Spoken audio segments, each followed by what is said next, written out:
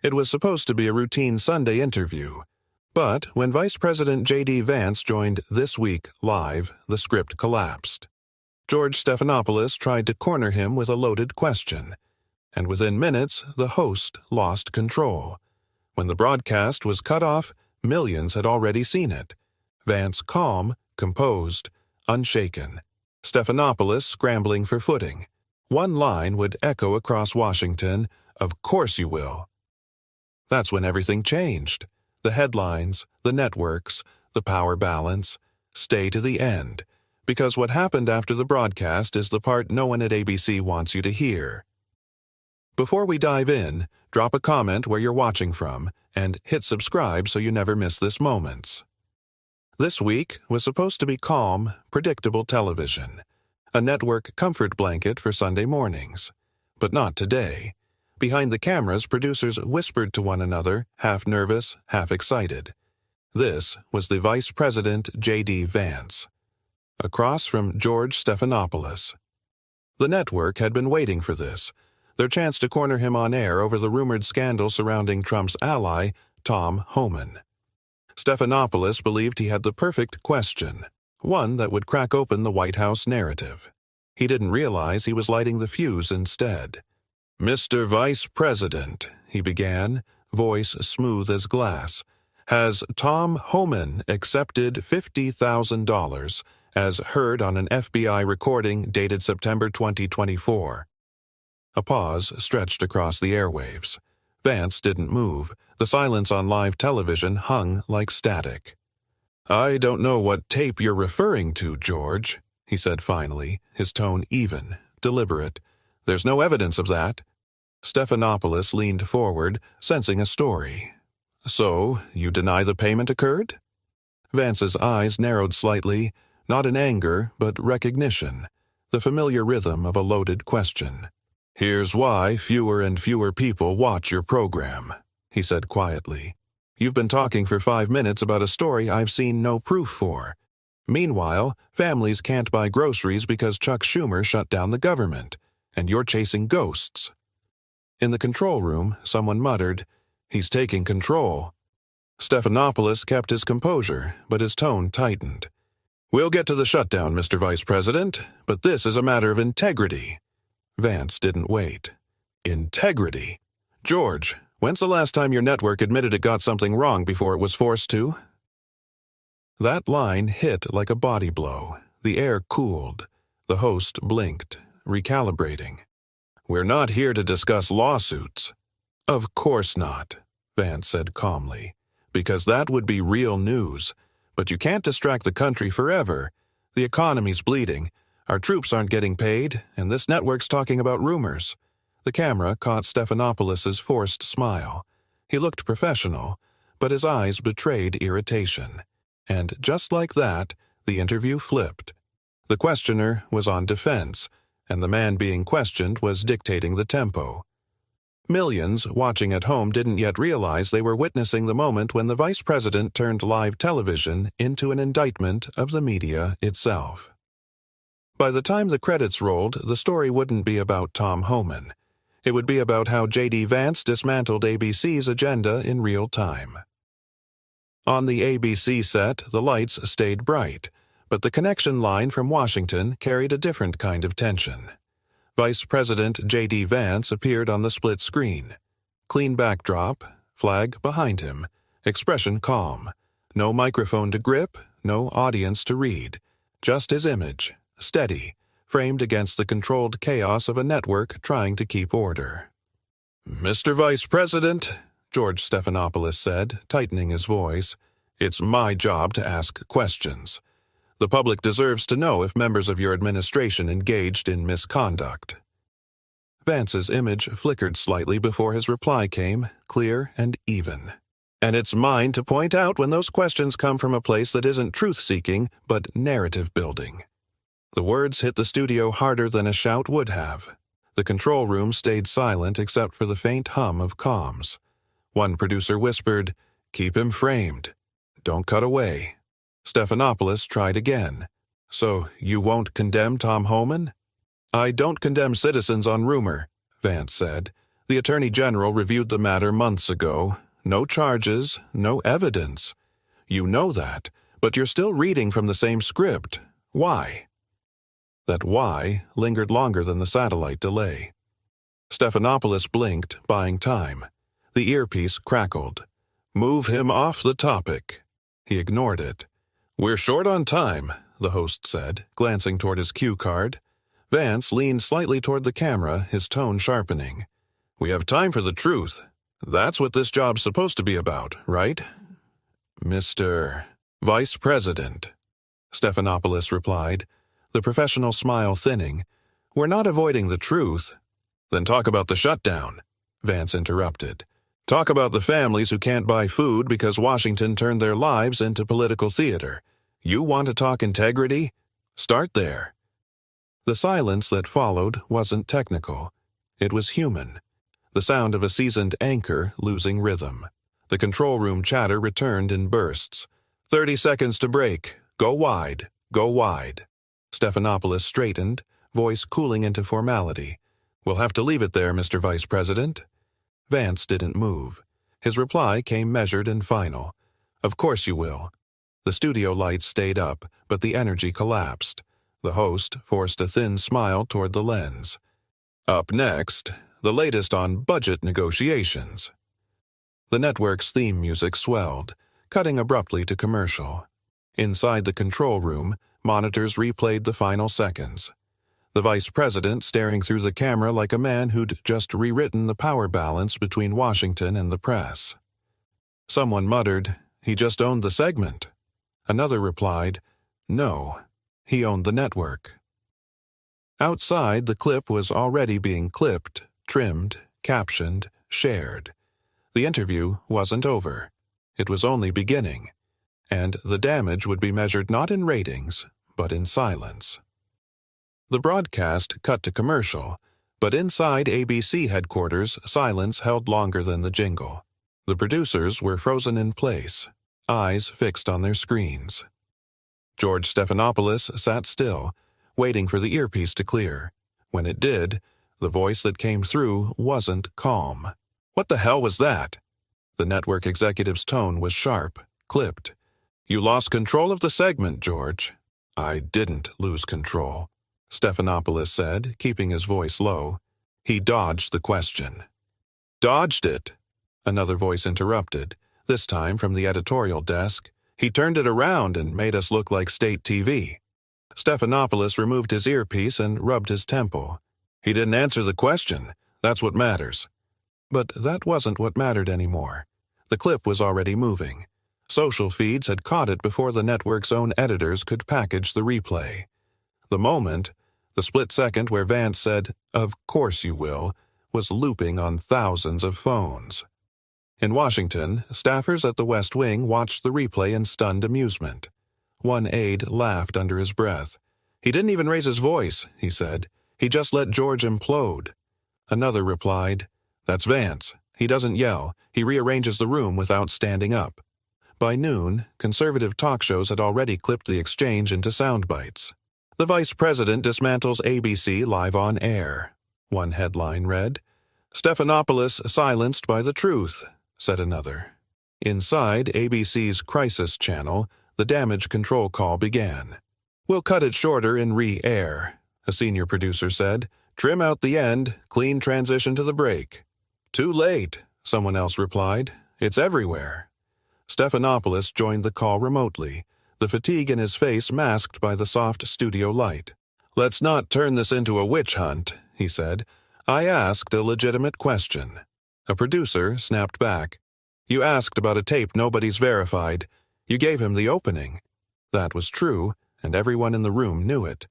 Vance had taken the question, flipped it, and used it as evidence that the network was out of touch. It was a textbook reversal, controlled, surgical, and devastatingly effective. By afternoon, the White House press office released a short statement. "The Vice President stands by his comments and encourages the media to focus on the issues affecting working families." No gloating, no extended commentary, just calm authority. At the network's Manhattan office, one of the executives stared at the live trending metrics. "He's outplayed us," she said. "We look partisan. Again." The irony was sharp. Stephanopoulos had entered the interview hoping to expose scandal. Instead, he'd handed the vice president a platform to expose the network. In the political war of perception, that was fatal. By evening, even rival anchors were referencing the moment. "You could feel the shift," one said off camera. "The tone, it's different now. The media's not the stage anymore, they're the story." And for the first time in a long time, George Stephanopoulos wasn't the one asking the questions. He had become the headline. By Monday morning, the clip had gone global, 48 seconds long, no graphics, no narration. Just the vice president's steady tone cutting through the static of television. "Of course you will." Those 4 words replayed across screens, feeds, and podcasts. By the time dawn hit Washington, millions had already seen it. The original broadcast barely trended, but the fragment, that single sentence, was the pulse of the nation. Inside CNN's newsroom, a producer scrolled through engagement charts. "It's outperforming everything this week," she said quietly, "even their election coverage." Her colleague leaned in. "The ABC clip?" She nodded. "They tried to bury it. Now it's everywhere." Meanwhile, at the White House, aides huddled around a laptop in the communications wing. No cheering, no celebration, just silent approval. The vice president's communications director exhaled. "He didn't even plan it," she said. "He just handled it like he always does." Another aide replied, "It's not what he said. It's how calm he was when he said it. People trust calm now more than outrage." Across the media belt, panic rippled. CNN held an emergency roundtable that afternoon. Every network executive understood the danger, not of one interview, but of what it represented. The vice president had challenged the hierarchy of television itself. ABC looked rattled, one analyst said. "He spoke from Washington like he was the one hosting. That's power." "He used restraint as a weapon," another added. "When you don't match his tone, you look emotional. That's the trap." By noon, the White House press corps had their own question. Would the administration capitalize on the viral storm? The vice president's team said nothing. No follow-up appearances, no statements. Just silence. The kind that amplifies everything louder than a headline could. At the same time, digital newsrooms across the country began picking apart the exchange. Words like media manipulation, composure under fire, and a communications clinic started surfacing. Podcasters filled in the gaps. "Look at that moment," one said. "That wasn't about a bribe. That was about control." He turned the interviewer into the story. By Tuesday, Stephanopoulos' colleagues at ABC were publicly defending him. "George did his job," one anchor said on air. "He asked tough questions." But the defense only fed the fire. Comment sections filled with one recurring sentiment. He didn't want answers, he wanted a headline. Behind closed doors, the ABC editorial team reviewed the raw footage again and again. The tone, the silence, the smirk at the end. One senior editor spoke first. "You can't edit around it," she said. "It's baked in." What none of them knew was that the vice president's office had already moved on. They weren't chasing a narrative. They were setting one. In a political era defined by noise, J.D. Vance had mastered the art of silence. He didn't argue. He let others implode, and now the rest of Washington was taking notes, because that 48-second clip wasn't just viral, it was precedent. By midweek, Washington was humming with one question. Was that interview a turning point or an ambush gone wrong? Every office, from the Capitol to the Pentagon, had an opinion. The footage had moved beyond social media and into the bloodstream of government itself. Staffers replayed it during coffee breaks. Aides referenced it in briefings. And, for the first time in years, the words of a vice president had cut through the fog of political theater to expose something raw. a shift in tone that no one could quite categorize. Inside the White House, President Trump was in a good mood.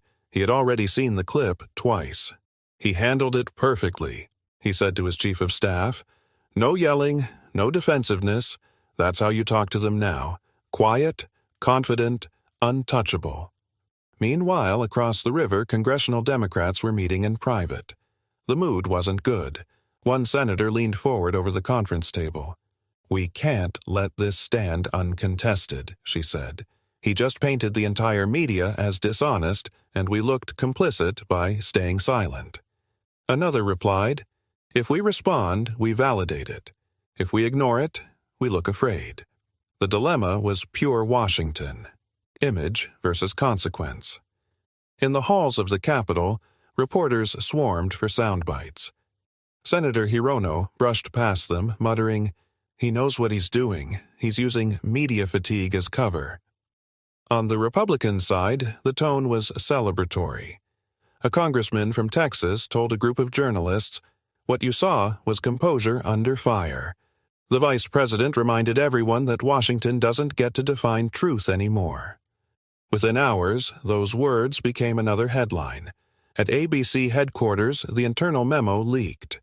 "Maintain focus on substance. Do not engage in personality debates." But it was already too late.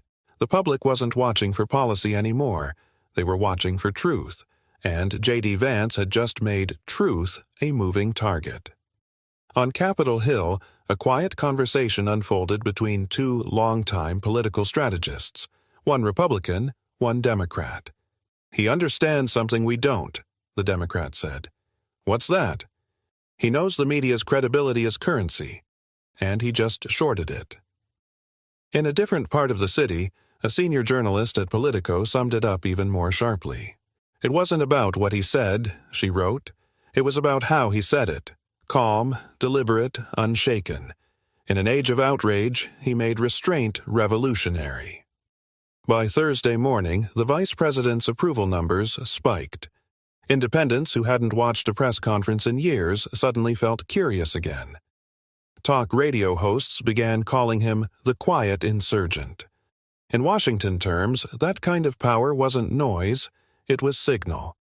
For George Stephanopoulos, the week had felt longer than a year. He avoided public comment, but his absence said enough.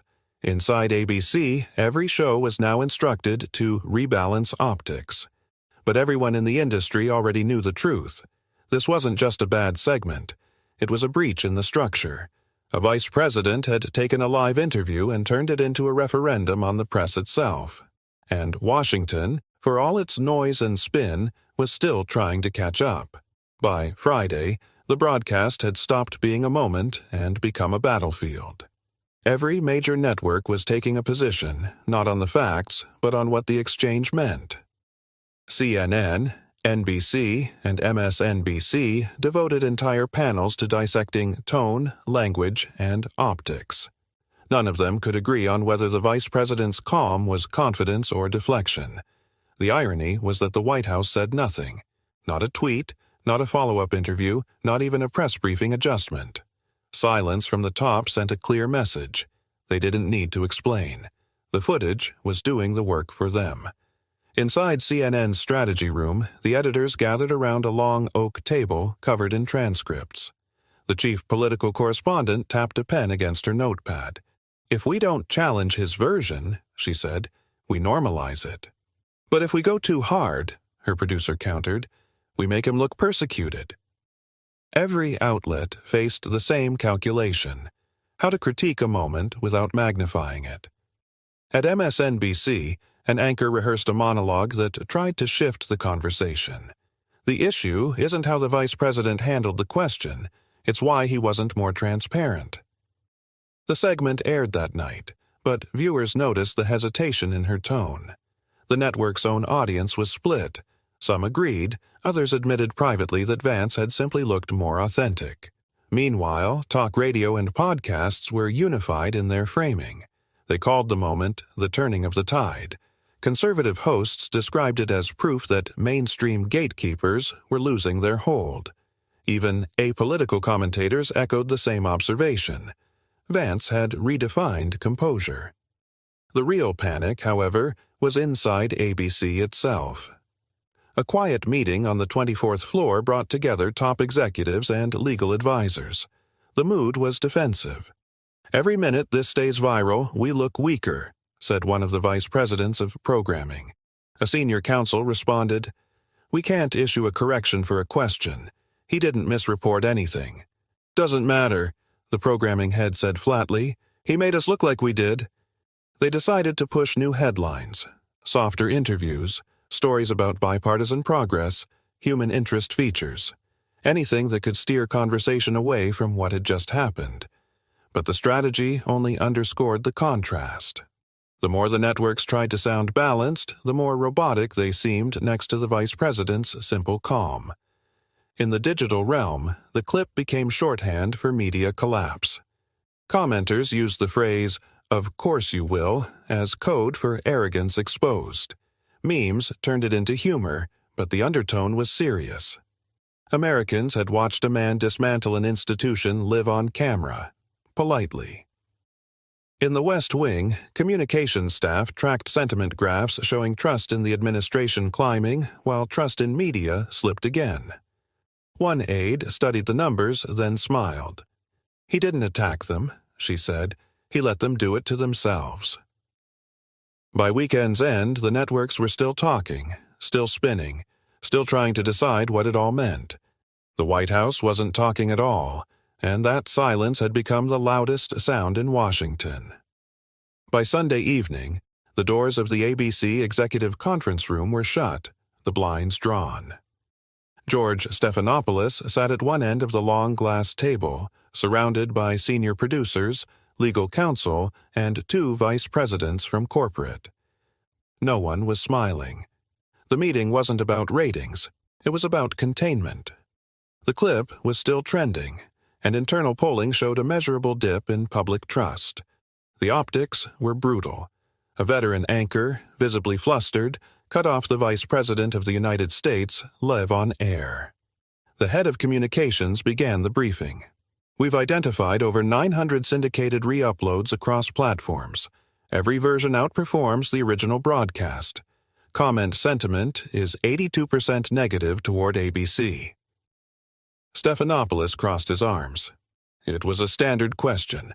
We've asked tougher ones to sitting presidents." A producer leaned forward. "Yes, but this time it looked personal. That's the difference."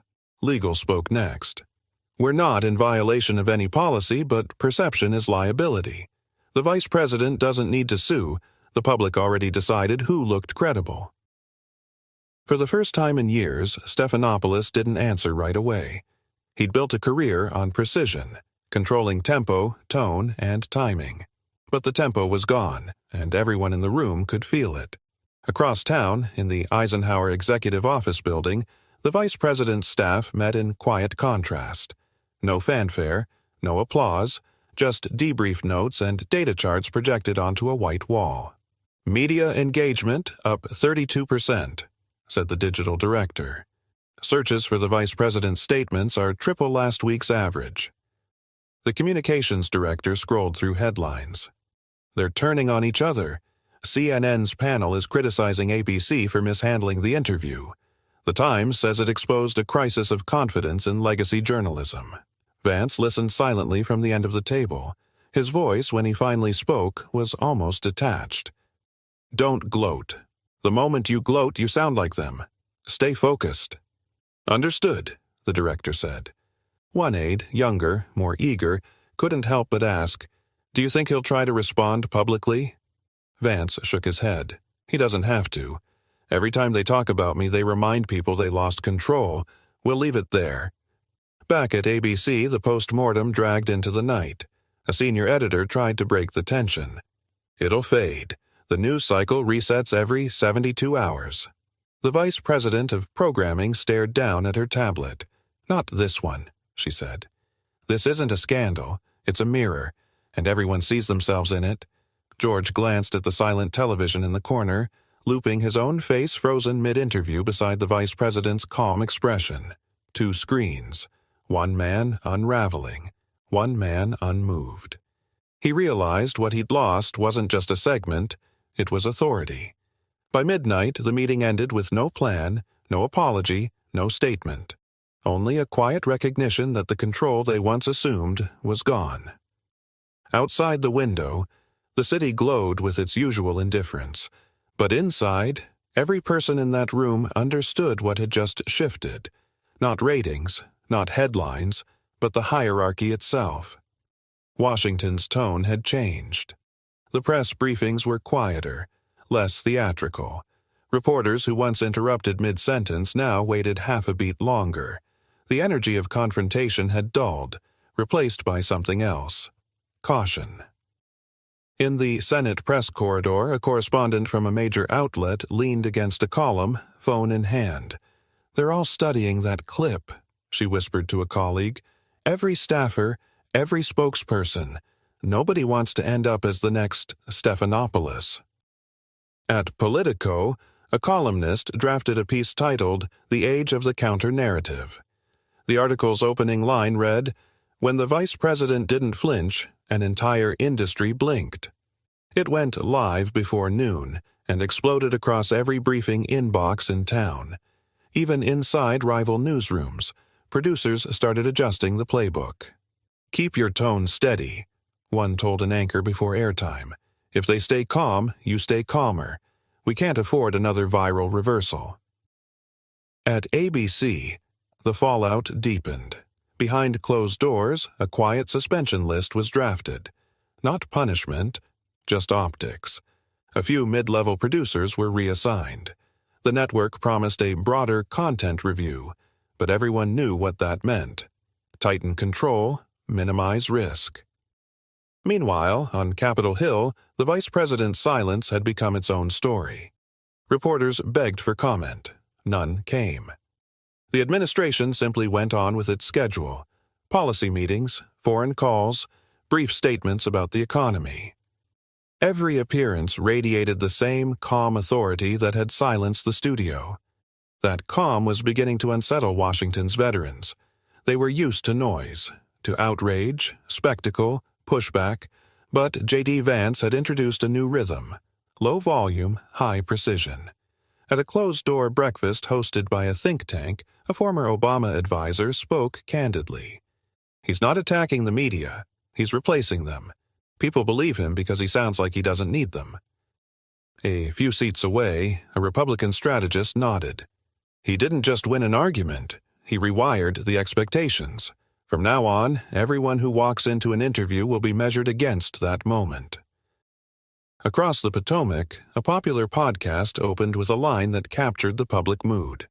"We're watching an era end in real time," the host said. "It's not just about who asks the questions anymore.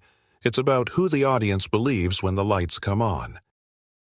By midweek, media consultants were holding crisis workshops: how to maintain credibility, how to control narrative flow, how to prevent another on-air reversal. Every session ended the same way: show the clip, study his tone, learn from it. But what no one seemed to grasp was that tone wasn't strategy for J.D. Vance. It was instinct. The same composure that unnerved television anchors was the same quality winning quiet confidence across the country.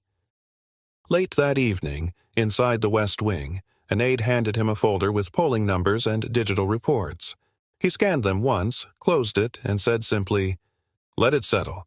The noise will burn itself out." Outside, in the Capitol's dim corridors, the echo of that interview still lingered. Not loud, not fleeting, but steady, like something had shifted and couldn't shift back. And by now, even the networks knew. This wasn't just a media moment. It was a recalibration of power. The story was no longer about the vice president or the network. It was about the space between them. Washington called it a communications shift. The rest of the country called it honesty. Every newsroom from New York to Los Angeles was holding roundtables about viewer trust. For the first time, anchors weren't talking about ideology. They were talking about credibility. Editors called it a crisis of tone. Commentators called it a reckoning. Either way, something had cracked open, and nobody could fit the pieces back together. Inside the Washington Post's editorial boardroom, a discussion ran late into the night. One senior writer said, "We can't fight calm with outrage. That era's gone." Another added, "He didn't debate. He dismantled the format. He made confrontation look primitive." Meanwhile, the younger generation of journalists saw opportunity. Independent reporters on Substack and YouTube were dissecting the moment like a case study. "He didn't just survive the ambush," one said on a live stream. "He inverted it. He turned the camera lens outward." Across the Potomac, congressional staffers were drawing their own conclusions. Briefing memos now included new media strategy lines. Maintain tone discipline. Avoid defensive posture. In other words, learn from Vance. By midweek, even Hollywood noticed. Late-night hosts tried to joke about the incident, but the laughter felt forced. The punchlines didn't land because the audience wasn't sure which side they were supposed to laugh at anymore. At ABC, executives gathered for another late-night review. The ratings spike from the original broadcast had flattened into embarrassment. Advertisers were cautious. "We can't sell credibility," one marketing director said bluntly, "not when people see us as the story." George Stephanopoulos kept mostly silent. He had stopped taking media calls. Colleagues described him as reflective. But reflection in television is a slow bleed. Every silence, every absence, becomes its own headline. On the other end of Pennsylvania Avenue, the vice president went about his schedule like nothing had happened. His aides followed the media coverage, but his focus stayed on meetings, policy drafts, and daily briefings. To him, the storm wasn't a scandal, it was proof of gravity. That Friday, he spoke briefly at a veterans outreach event. Cameras rolled, microphones pointed. He thanked the crowd, talked about responsibility, and then said a single line that rippled through every newsroom monitoring the feed. "Leadership isn't volume, it's clarity." The audience applauded softly, but in broadcast offices across the city, producers paused the feed, rewound the line, and played it again. It wasn't a slogan, it was a challenge. By that weekend, analysts were calling it the Vance effect, a term describing how calm defiance could overpower spectacle. Pollsters noted rising trust metrics among independents, particularly those who had stopped watching cable news altogether. A Washington Post op-ed put it best. It wasn't a media failure, it was a mirror held up to the industry itself. And as one quiet Sunday rolled in, the same hour Stephanopoulos usually opened this week, millions of Americans were watching something else entirely. Independent broadcasts, podcasts, direct streams. The monopoly had cracked, and the echo of that single interview was still traveling outward, reshaping not just conversation, but culture itself. Inside the vice president's office, the mood was ordinary. Papers stacked neatly, a muted television in the corner showing a congressional hearing. No one mentioned the broadcast anymore. They didn't have to. It had written itself into the bloodstream of the Capitol. J.D. Vance was at his desk reading reports when his press secretary stepped in. "The networks are calling again," she said. "CNN, NBC, even ABC. They all want a follow-up interview." He looked up. "Tell them maybe next month. Maybe." The word hung in the air. Not dismissal, not acceptance. Just control. Outside, the communications team was compiling data. Engagement still elevated, approval steady, negative coverage dropping on its own. Silence, once seen as risky, had become strategy. Across town, George Stephanopoulos sat in his office before dawn. The studio lights were off. The city outside was quiet. On his desk lay a stack of articles about the Vance effect. He had read them all. They weren't cruel, they were worse, clinical. Analyses written by colleagues who had once learned from him now dissected his mannerisms, his phrasing, his failure to adapt. For years, he had been the one defining the rhythm of Sunday mornings, but the rhythm had changed. The public no longer wanted an argument. They wanted something that felt like truth, and truth, it turned out, sounded less like confrontation and more like composure. At the next editorial meeting, his producer broke the silence. "We can't undo it, George. We can only evolve." He nodded slowly. "Then, let's start there." By February, a subtle transformation swept across political broadcasting. Questions grew shorter, pauses longer, tone more measured. No one admitted they were copying the vice president, but every network practiced the same restraint he had demonstrated. It wasn't admiration, it was adaptation. In Washington's think tanks, analysts began citing the incident in lectures.